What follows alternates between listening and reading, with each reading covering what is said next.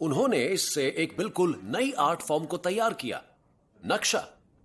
इंसान ने पहली बार एक 2 डायमेंशनल रिप्रेजेंटेशन के जरिए यह बताने की कोशिश की कि स्पेस और टाइम में वो कहां है। तो मेरा घर यहां पर है, इस ज्वालामुखी के हिसाब से, और कुछ लकीरों की मदद से इस कलाकार ने 9000 साल पुराना संदेश भेजा है। मैं यहां पर था जब यह ज्वालामुखी फटा था।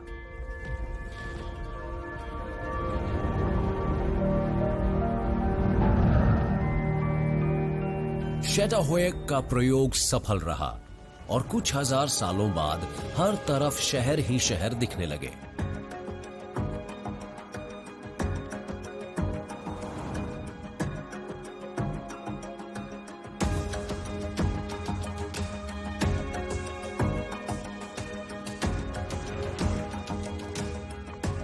जब अलग अलग तरह के लोग एक जगह पर इकट्ठा होते हैं तो विचारों का आदान प्रदान होता है और नई संभावनाएं सामने आती हैं। एक शहर एक दिमाग की तरह होता है जिसमें नए विचार उभरते और निखरते रहते हैं।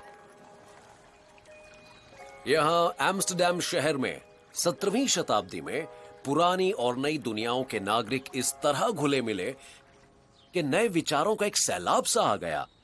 इस वजह से विज्ञान और कला का एक सुनहरा युग शुरू हुआ। इटली में जियोर्डानो ब्रूनो ने ऐलान किया कि कुछ और दुनियाएं भी हैं।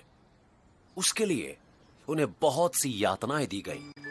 पर सिर्फ 50 साल बाद हॉलैंड में एस्ट्रोनॉमर क्रिश्चियन हॉयगिंस, जिन्होंने बिल्कुल वही बात कही, उन्हें बहुत इज्जत बख्शी गई। उस जमाने में लाइट की बहुत अहमियत थी। लाइट ने इंसान की सोच को नए पंख दिए। लाइट उन जगहों को सामने ले आई जो अब तक छिपी हुई थीं। लाइट को उस वक्त की पेंटिंग्स में भी देखा जा सकता है, खास तौर पर वर्मियर की पेंटिंग्स में। और लाइट में वैज्ञानिकों ने खास दिलचस्पी दिखाई। कपड़े के व्यापारियों की कई पीढ़ियों ने स्टिच्ड फैब्रिक्स के थ्रेड काउंट की जांच करने के लिए एक लेंस इस्तेमाल किया था। उस वक्त के एम्स्टर्डम में ऐसे 3 आदमी थे जो लाइट से इतने प्रभावित थे कि वो एक पुराने डिवाइस को बिल्कुल नए तरीके से इस्तेमाल करने लगे। उन्होंने कपड़े के व्यापारियों के लेंस से उन चीजों को देखा जिनको पास से देखने के बारे में पहले किसी ने नहीं सोचा था। ये बात नई दुनियाओं को ढूंढने और समझने की एक खिड़की बन गई। एंटनी वॉन लीवनहुक एक सिंगल लेंस से एक बूंद पानी में मौजूद हजारों माइक्रोकॉस्म को सामने लाए।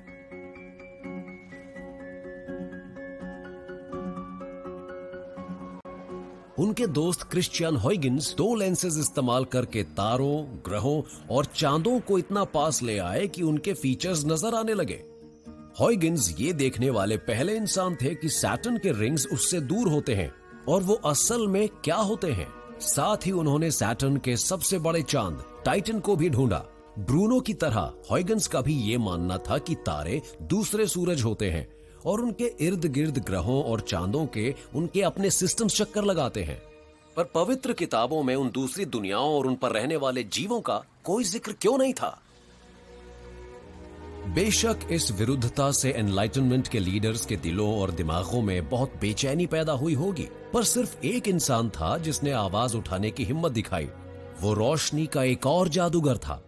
बारूख स्पिनोजा अपनी किशोरावस्था में एम्स्टर्डम की यहूदी धार्मिक सभा के एक सदस्य रहे थे, पर 20-22 साल की उम्र में उन्होंने सरेआम ईश्वर के बारे में अपने विचार रखने शुरू कर दिए।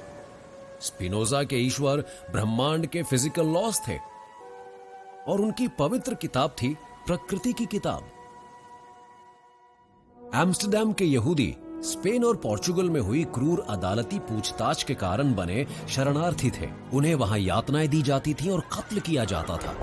एम्स्टर्डम ने यहूदियों को शरण दी थी, पर उन्हें स्पिनोजा के उग्र विचार हॉलैंड में मुश्किल से हासिल हुई सुरक्षा के लिए खतरा लगते होंगे। उन्होंने उस युवा विद्रोही का बहिष्कार किया और उन्हें हमेशा के लिए शहर से बाहर निकालने का फैसला सुनाया।